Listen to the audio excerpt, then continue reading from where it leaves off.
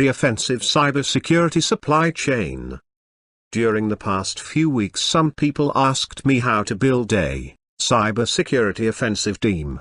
Since the recurring question, I decided to write a little bit about my point of view and my past experiences on this topic without getting into details. No, procedures, methodologies, communication artifacts and skill set will be provided.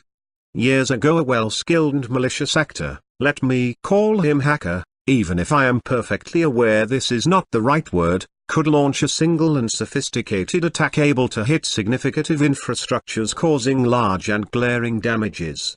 Nowadays this scenario is, fortunately, more unlikely since cyber defense technology made huge steps ahead and public/private organizations are teamed in blue teams with cybersecurity experts. The most doubtful of my readers are probably thinking that offensive technology made a huge steps ahead as well, and I perfectly agree with you. However, you might probably agree with me that attacks complexity is arising a lot. In fact, years ago to perform a successfully cyber attack you didn't need intermediations such as anonymizers, malware evasion techniques, fast flux, GARD, more generally speaking, all the required techniques to trick, or elude, blue teams, since no blue teams, or very few of, were existing. My point here is pretty clear. While years ago a single hacker was enough to attack a structured system, for example, governative networks, or network corporation, nowadays if you really want to successfully create a cybersecurity army you need a structured group of people. Talented people are very important but not as they were during the past years. On my personal point of view, talented people should move from technical operations to organizational operations. I'll try to better explain my point of view following the reading. The question now gets pretty easy: what that group does, and how should it be organized. A team is usually a group of people that works together in order to reach a common target. The target should be clear to every team member, if you want a performing team. And every team member should share the same team belief to get the tasks done, in order to quickly reach out the targets. The group of people making an offensive cybersecurity group is not a team, as mentioned before, but it is closed to be a software supply chain where everybody has specific tasks and different targets. Let me put it in this way. If your task is to build a PDF parsing library, you don't need to know where your library will be used, since your target is to build a generic and reusable library. Someone could use your library for a nice, automatic invoice maker, or for injecting malicious JavaScript into a PDF, and for you, the PDF library writer, nothing should change. For such a reason I would not call this group of people offensive cybersecurity team but rather offensive cybersecurity supply chain, OCSC. Every step of the supply chain is made by specific team. As every supply chain, the OCSC needs common rules, methodologies and best practices to be shared between the every stages such as communication artifacts.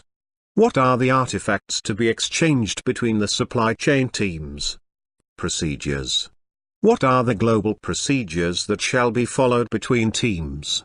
What the procedures needed intra-team? Tools. What are the most useful tools to be used intra-team? And what tools to be used extra-team? Skill sets. What are the skill sets needed for each team? Recovery procedure. What are the special procedure to recovery plan intra-team? I am not going into that questions since my goal is not to help my readers in building an OCSC but contrary is to alert blue teams that offensive people are getting day by day more structured and purposeful. However, I will give a broad view on how the OCSC should be made in 2017.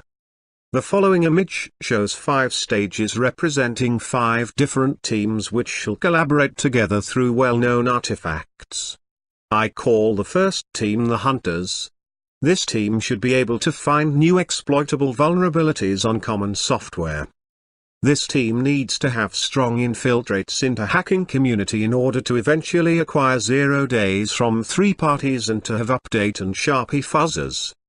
This team needs a private cloud with intensive computational resources for getting fuzzing to several parallel softwares. It gets feedbacks on how to fuzz from community and from the dev stage team, which should indicate to the hunters what is the most interesting software to investigate for vulnerabilities. On a real life, this team could be the one who finds vulnerabilities, like for example the infamous MS-17-10. I call the second team dev stage. This team is mainly made by developers. Aim of dev stage is to develop droppers starting from exploits. In fact, it takes exploits artifacts from the hunters and arm the developed exploit kits and slash or weaponize the developed worm. The staging team should be able to answer to the question, how do I technically infect victims?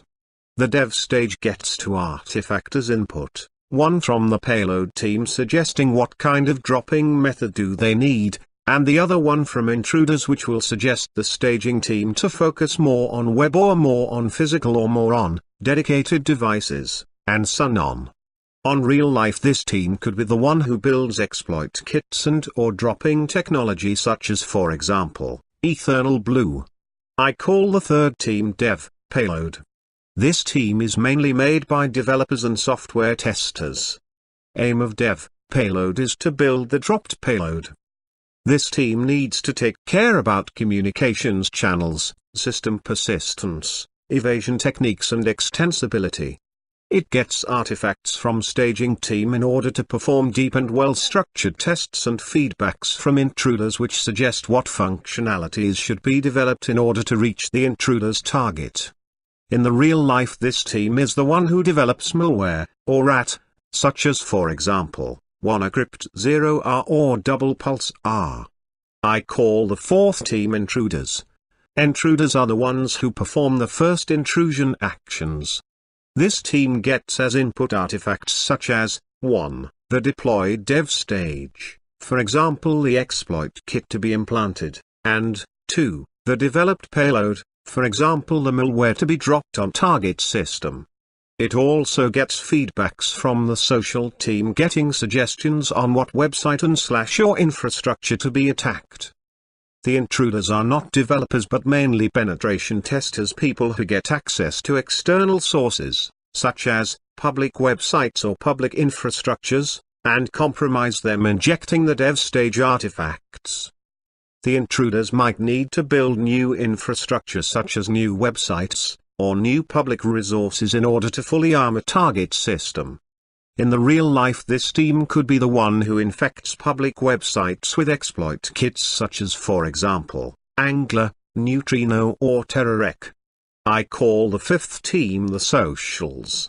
This team is mainly made by communicators, marketing people who are able to perform the following actions, on one site getting and giving light artifacts, A to L, from slash to the hacking community in order to get persistence on it, and on the other hand to attract targets to the prepared infrastructures, made by intruders.